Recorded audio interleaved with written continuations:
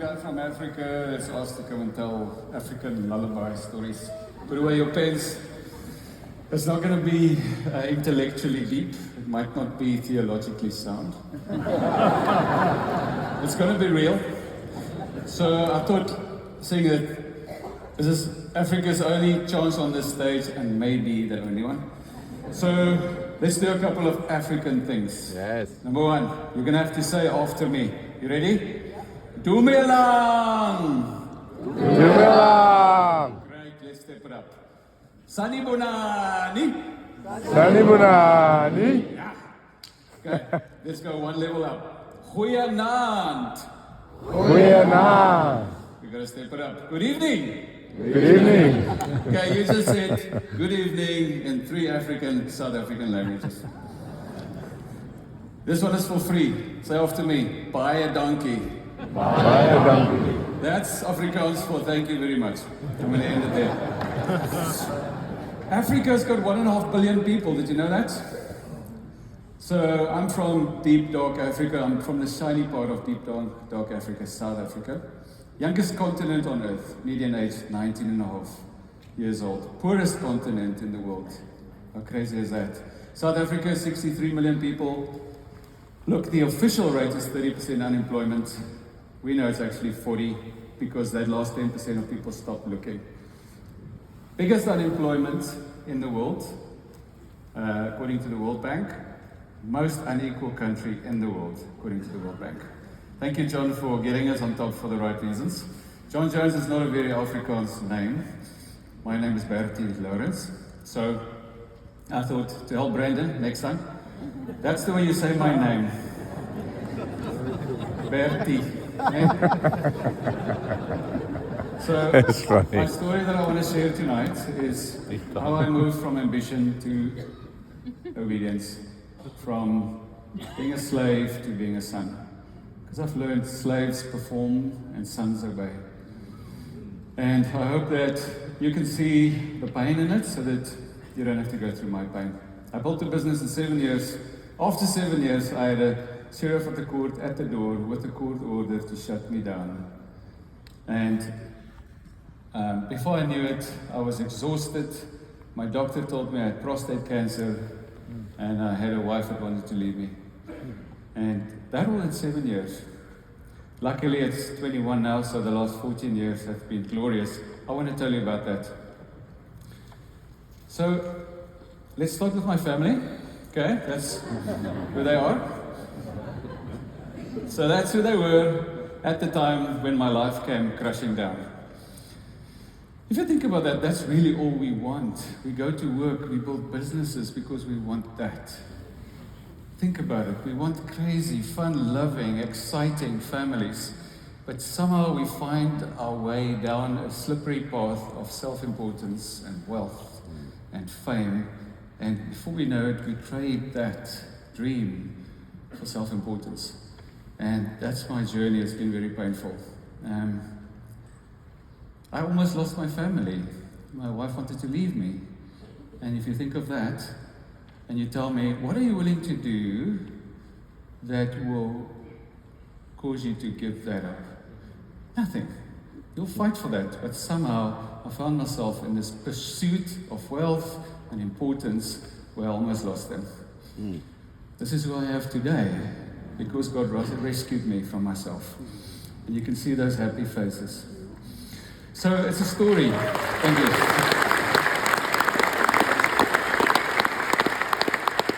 It's a story of a man that almost lost his family, and God came and He rescued me from myself. And I want to tell you that story. Here's my beautiful 17-year-old Talia with the brown. And then my 15-year-old Braylee. She doesn't smile because she has braces. But she actually really smiles a lot. So 2 lovely, beautiful girls. Quentin, my champ, 13-year-old boy. And there's Amaya, 10 years old. Fun-loving and beautiful. So, there's my bestie, Leslie. And when you look at her and you ask yourself, does she deserve a husband that puts meetings with other people ahead of her? Does she deserve someone who comes home late, and don't apologize for being late for dinner.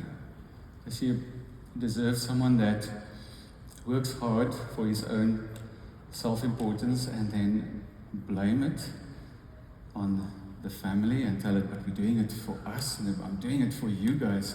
Ultimately, I was doing it for myself. She's the one who runs to me when everyone runs away from me. She's the one who shields me when everyone wants to attack me. She's the one who builds me up when everyone else tears me down, and I almost lost her. Okay, that's Pretoria. Yes, Brandon, we have streets, we have lights, we have electricity, we have buildings. That's what those beautiful streets look like in spring. We have jacaranda trees that bloom in spring for a couple of weeks in spring, and mostly in Pretoria. It's my backyard. That's a rhino just out of my kids' school. I got you. And that's an elephant. A neighbor's dog. What do? We talk trash for a living. So, we employ people to work on customers' premises and take their waste and sort it on site. So instead of taking waste to a sorting center, from there sorting it and taking it somewhere else again, we try and save that first logistic leg. We put our personnel on the customer's premises, and they sort them on the customer's premises in the basement of hotels like this. You'll have people sorting waste in Africa, not here. So that lady works in a room the size of a single garage. That's how small the spaces sometimes are, because waste spaces is an afterthought. And who cares? It's poor people, so we don't have to give them anything fancy. So that's what we're working with. So that lady also didn't sit on the edge of her chair excited to apply for a waste sorting job one day. This is her absolute last resort. And she'll do that just because she wants to feed her family. So we sort waste on customers' premises, we weigh it on site, we record it, and we give them some really, really fancy reports that they pay a lot of money for. We manage all the waste streams for the customers, and our focus is not to send anything to landfill. We don't own landfill sites. We recycle more or less 80% of all the waste we handle from all our customers. That's a good picture of a hospital waste area. You'll see that blue paper. It's typically what you find on hospital beds. So many times they have needles in those bags, and they are risking themselves getting infected on a day-to-day basis by infected needles. But those ladies are thinking of one thing: is I need to feed my family tonight. We used to have 2,500, and now we have 2,300. And it's just a picture of a factory that we've managed before. We're operating in 10 cities. And this is where the whole talk becomes real. Let's think about what happened here. Samuel, in 1 Samuel 15, I'm going to start at verse 20.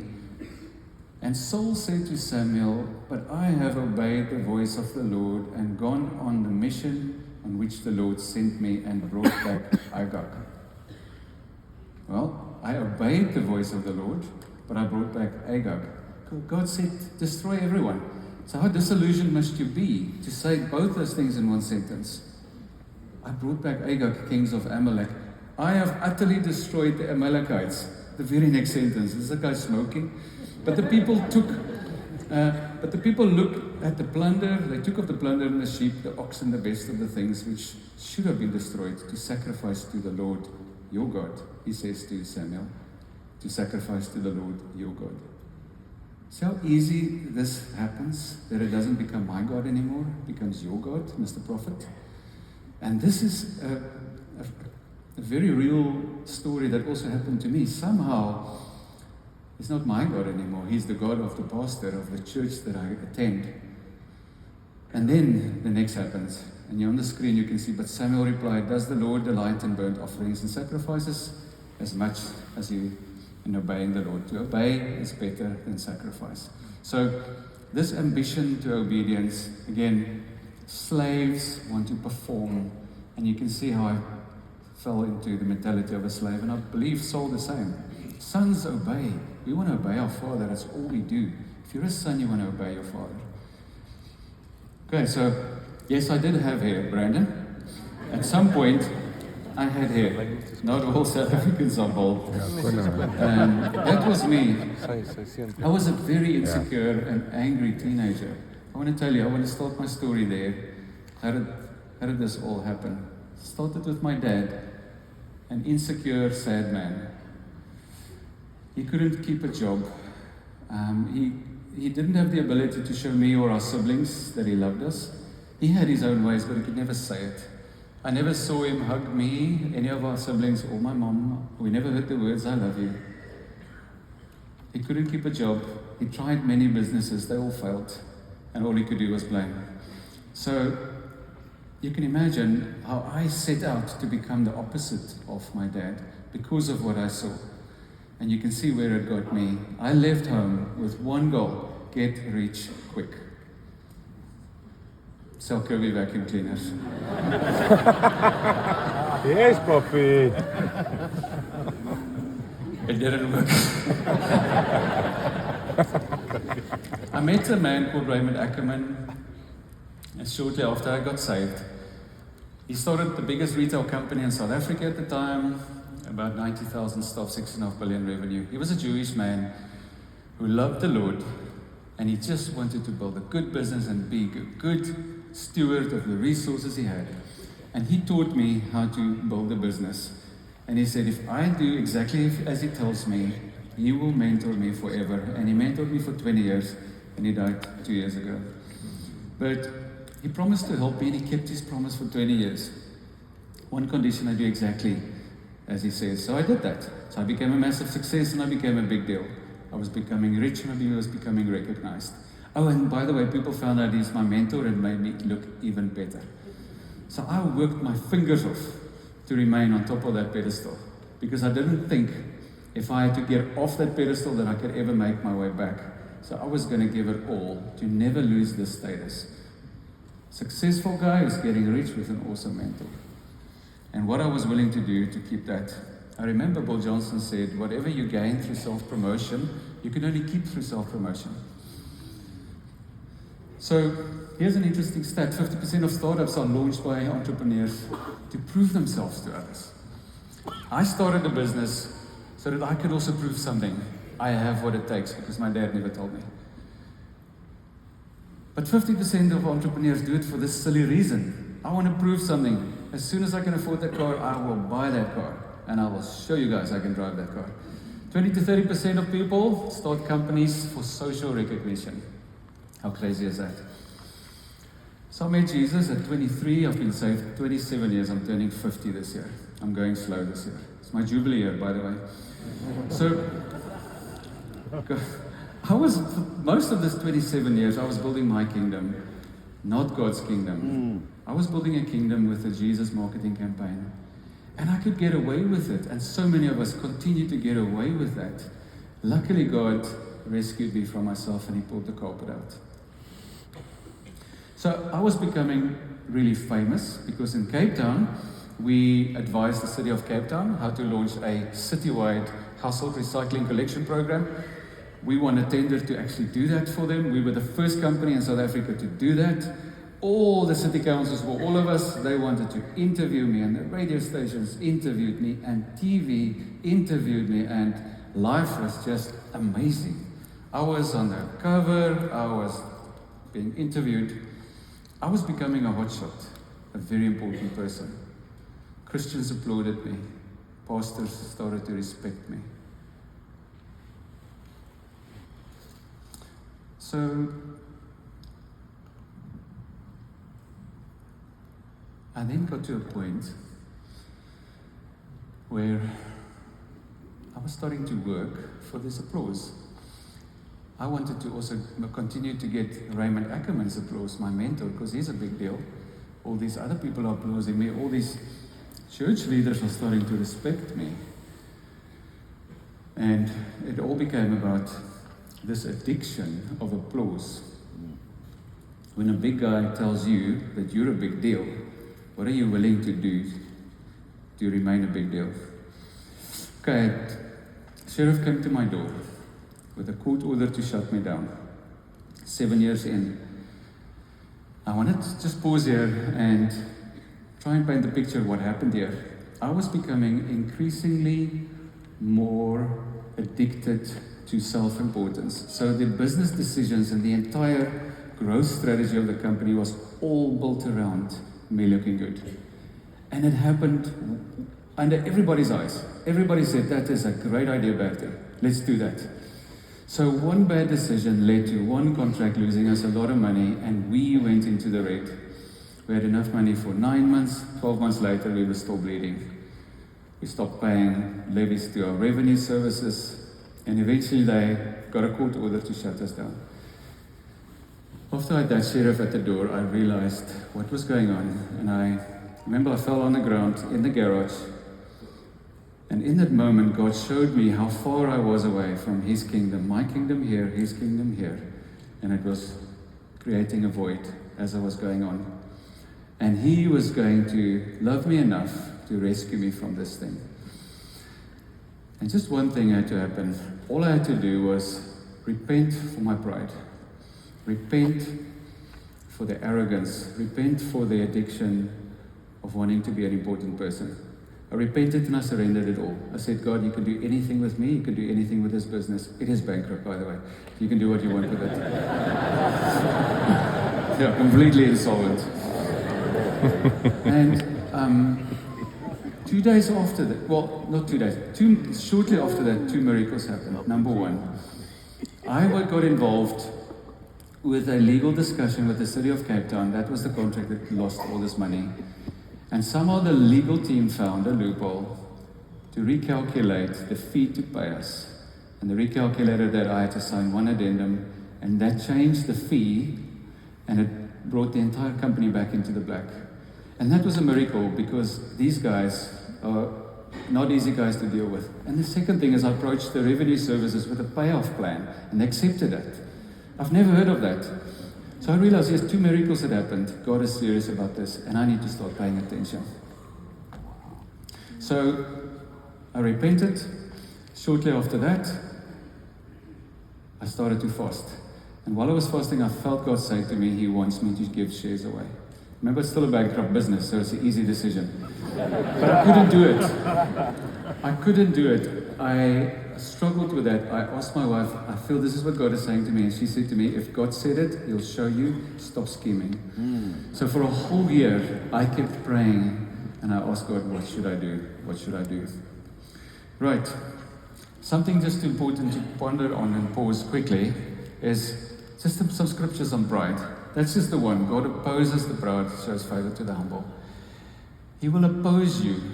He will resist you if you are proud. Me, He did that to me. Okay? Another one. Proverbs 16. Pride goes before destruction, a haughty spirit before a fall. It's true, trust me, I did it. You don't try it, it's not worth it.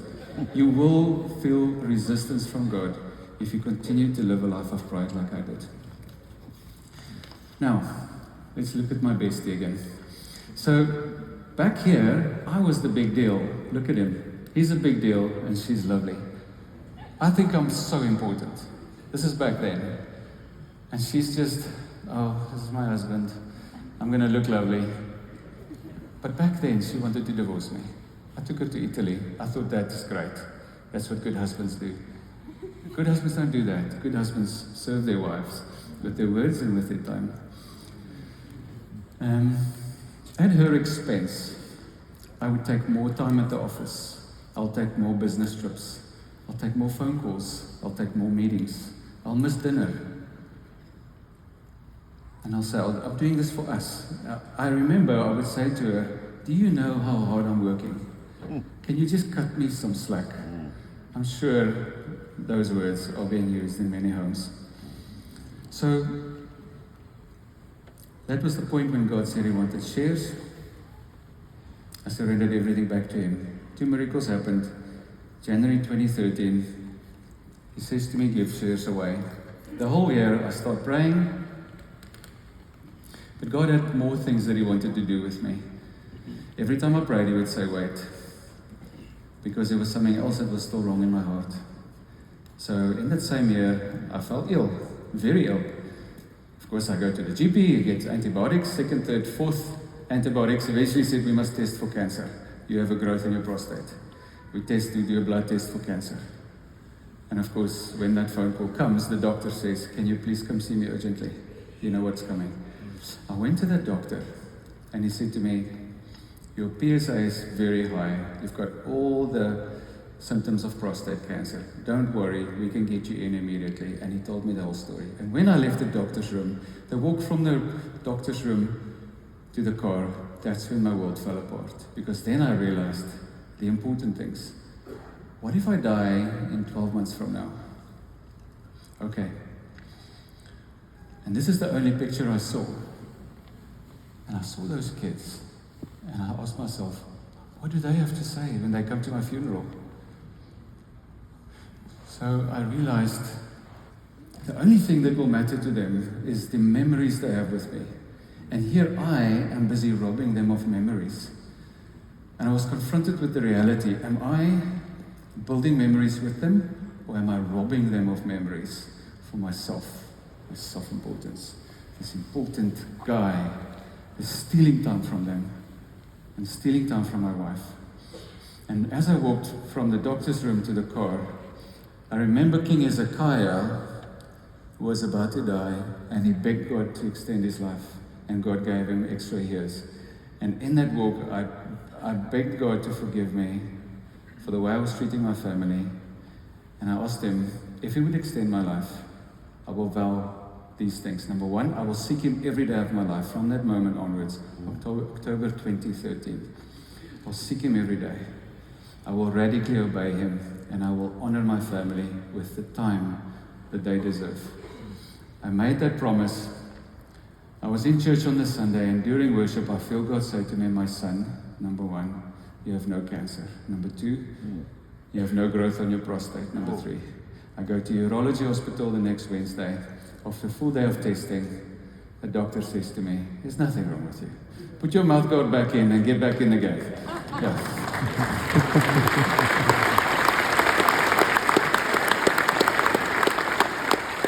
Here's a few questions. Are you trading your family for your own importance? Are you willing to say no to a meeting with an important person in order to honor your commitment to your family? What do you do when you're late for a business meeting? You either text, or you make a call, or you get your PA to make a call. What do you do when you're late for dinner at home? You justify it. Will you take a call while you're in an important meeting with an important person? Why are we taking calls while we're having dinner with our family? Seek first the kingdom and his righteousness, and all these things will be given to you. I had to repent to my wife and my family. I went to my knees and I repented for my pride. And I asked them to forgive me, and they did. So quickly. How amazing is that? I remember one day I repented to my second daughter for something I did wrong. And I was crying as I sat in front of her. And she put her hand around me and she said, Daddy, are you crying? And I said, I am. And she said to me, it's going to be okay. I was just thinking about, they are so forgiving, yet we keep stealing from them. So after I repented, they forgave me.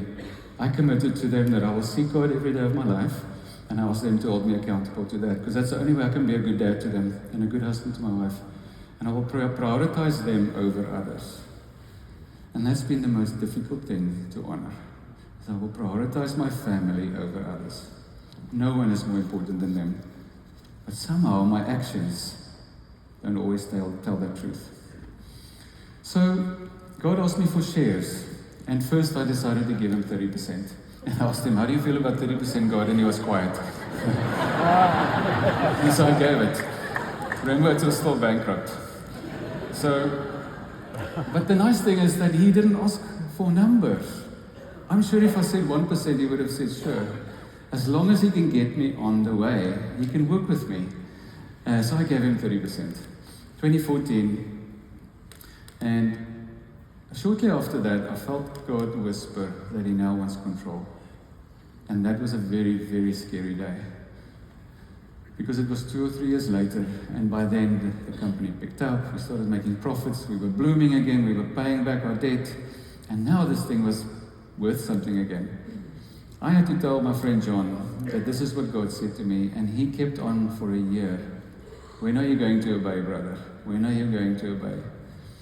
So if God says anything like this to you, quickly tell someone who has the courage to keep reminding you to obey. And so eventually we got it right. We transferred the rest, 51% to God. And now I want to tell you what life is like with God as the majority shareholder. Here's the question. This is how it's changed. Remember, the first question is, how can this make me look good? Since God owns 51%, the question is now, what does our shareholder want? What does our shareholder want? The answers are radically different. Radically. What does our shareholder want? Does he care about the profits? Well, sometimes we need to make profits in order to do the amazing things he wants us to do. Does he care about excellence? I think he does. But not excellence at the cost of relationships. And so these things become very difficult. The circle is coming in because now you dance inside the circle. What does your shareholder want? It becomes more difficult to make good decisions, but it's way more rewarding. So here's what I believe he has asked me that he wants. Number one, he wants time with me. So in the way that I lead the business, he wants me as the leader to be a praying leader. So that means he wants me to seek him. The second thing is he wants obedience. I must obey him. His third one is faith. He wants faith. He wants me to believe him. And the fourth thing is love. He wants me to love him. How does he ask us to love him? All your mind, all your will, and all your emotions. You have to commit the entire thing for him. Those are the four things. And I found that now making decisions from those four places, seek him, obey him, believe him, and love him. All the decisions, well, most of the decisions are right. Sometimes flesh is still in there. So, how do we do that? Well, we do that with quiet times. Now, I wanted to stop here and say, if I have a hard day at work and I work long hours and I don't sleep well, I have a terrible quiet time the next morning. And if I have that for 3 or 4 or 5 or 7 or 14 or 40 days, it just gets worse progressively every day. So in order for me to stay true to the first commitment I made God, I will not start the day without him again. I had to reverse engineer this by making sure that I get good sleep. How do I make sure I get good sleep? I have to work normal hours. Why do we as entrepreneurs do that? Let's do some maths quickly. Okay, it's actually 11 and a half. It was rounded up. 11 and a half hours a day, the average entrepreneur works. 11 and a half hours a day, you work. Let's say you travel for 2, which is on 13 and a half, another 2, 15 and a half. Let's say you do get an hour quiet time. 16 and a half, 7 and a half hours sleep. Yeah, we can pull it off, right? Wrong, I don't think it's possible. Let's do another one quickly. Some sleep studies found that for every 1 hour you sleep, you can only be productive for 2 hours. Let's do the math. If you sleep 6 hours, you're productive for 12, right? If you sleep 6, productive for 12. 6 plus 12 is 18. What happens to the other 6 hours? Those are hours where we're unproductive, and most of the time those hours go to our families, unproductive hours. Right. Let's look at this. Startup CEOs report that they sleep 5 to 6 hours. You thought you're sleeping 7 and a half? Stats are saying 5 to 6. 20% of them, 4 to 5 hours a night. 45 of them, 6 to 7, averaging out 5 to 6 hours a night. If you sleep 5 to 6 hours a night, it's very difficult to have productive quiet times. Remember I said I want to tell you about my new life. Okay, now I'm having quiet times every morning. There's my chicken, reading the Bible with me. I'm camping in the backyard with my family because they are way more important than anyone else. I'm riding horses with my family. I've become a hairdresser. I have this romance with my 15-year-old, and she absolutely loves me. My son wants to look like me. My daughter wants to paint my toenails. We love drinking beer. Alcohol-free. Look at that. Happy kids drinking beer with their dad. And there's my bestie, and we said, we are going to go, and we're going to maximize time together. So, and there's my horse. And there's another chicken. And this is something that's changed our lives completely. On Friday nights, we have a Shabbat. Every Friday night, we get together. My wife doesn't have to cook. I will cook. Guess what? I get takeaways. But it's different from all the other days. But here's what's special. Every Friday night, I will sit at the table and I'll look my wife in the eyes and I will tell her how amazing she is. Many Friday nights, I don't think she's amazing. And what I had to start doing on a Friday morning quiet time, I had to ask God, show me who's your daughter. And then he started to show me how amazing she is. And on a Friday night, I can sit at the table, look her in the eyes, and I can tell her who she is from her father's eyes. And during the week, I watch the children, what they do. I see how they battle through problems. I see how they overcome. And on a Friday night, I affirm them. I build them up. I tell them how amazing they are. And that has completely transformed their lives. My daughter, my oldest, she's in grade 11. She's watching the grade 12s do their final year speeches at school. And she came home and she said to me, Dad, I was standing there watching these grade 12s do all their thank you speeches. And I was wondering, what would I say when I'm there next year? And she said, the only thing I can say next year is, thank you, Dad, for Shabbat nights. Coming from a 17-year-old. Because I chose that they are more important than anyone else. So that is Amila.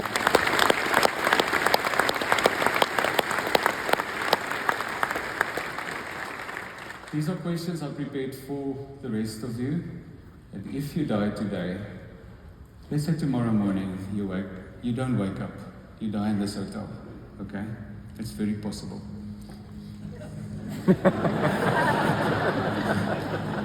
I guarantee you will die, I just don't know when. What would your teenage kids say at your funeral?